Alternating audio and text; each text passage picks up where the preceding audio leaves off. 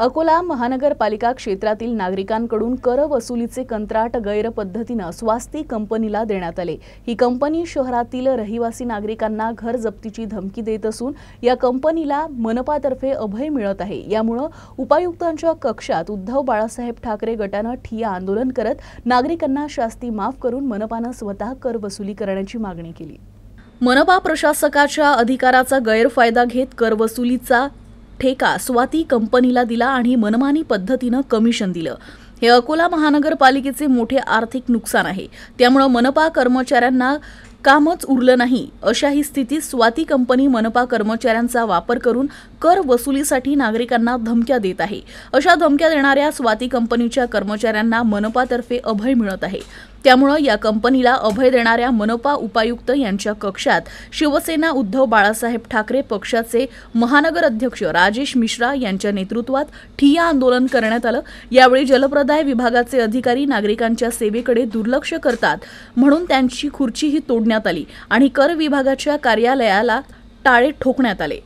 मागील 7-8 महिन्यापासून या शहरामध्ये प्रशासक आणि इथे जे सत्ताधारी आहेत, सध्या पालकमंत्री भाजपचे आहेत, आमदार भाजपचे आहेत, यांनी लोकांना कसा त्रास द्यायचा या पद्धतीनं आणि भ्रष्टाचार कसा करायचा या पद्धतीने त्यांनी काम सुरू केलेलं आहे। त्यांनी कर वसुलीचं काम स्वाती नामची हे जे नावची जे कंपनी आहे झारखंडची, त्याला त्यांनी काम दिलेलं आहे आणि त्याच्या विरोधात आमचं आंदोलन चालू आहे।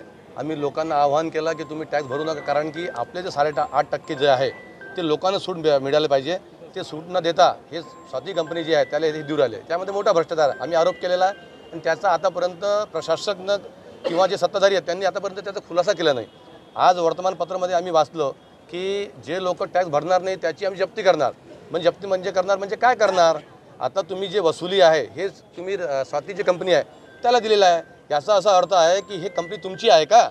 तुम्ही फक्त त्याला पाठपुरा करू आले का त्याला की त्याला कमिशन भेटायला पाहिजे, त्या कमिशनच्या माध्यमातून आमचा खिसा भरला पाहिजे, असं काही त्यावर विषय आहे का?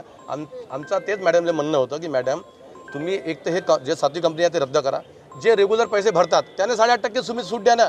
आणि जी शास्ती आहे प्रत्येक वर्षामध्ये महानगरपालिकेमध्ये आपण अभय योजना आणतो, शास्तीची अभय योजना, तुम्ही का आणत नाही? ते शास्ती माफ करा, लोकांना सूट द्या।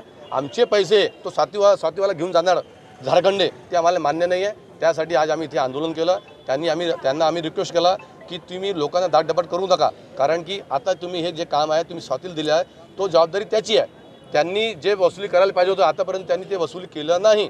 त्याची कंपनी तुम्ही रद्द करा, त्याला ब्लॅकलिस्ट करा आणि पूर्वीप्रमाणे जे टॅक्स वसुली होती, जे आपले कर्मचारी महानगरपालिकेचे कर्मचारी होते त्यांनी वसुली करावी आमची विनंती आहे। कारण की आयुक्त मॅडम यांनी स्वतः पत्र दिलेलं आहे महाराष्ट्र गव्हर्नमेंटने की आमच्याकडे 325 कर्मचारी ॲक्सेस आहेत, मग तुमच्याकडे 325 कर्मचारी ॲक्सेस आहेत, मग तुम्ही हे कॉन्ट्रॅक्ट दिला कशासाठी? हा आमचा त्यांना आमची विचारणा आहे। त्यासाठी आम्ही आज आंदोलन केलं आहे, कारण की आता जलप्रदाय आणि जे कर वसुली जे आहे विभाग यामध्ये कर्मचारीची आवश्यकता नाही आहे, कारण की आपण ते ठेक्यामध्ये दिलं आहे, तिथे कर्मचारीची आवश्यकता नव्हती। त्यामुळे आम्ही ते जे कर्मचारी होते त्यांना रिक्वेस्ट केला की तुम्ही बाहेर जा आणि त्या ऑफिसला आम्ही आज कुलूप मारलेला आहे। त्यांची तिथे सध्या त्या डिपार्टमेंटची आवश्यकता नाही आहे तिथे, त्यासाठी आम्ही तिथे कुलूप मारलेलं आहे।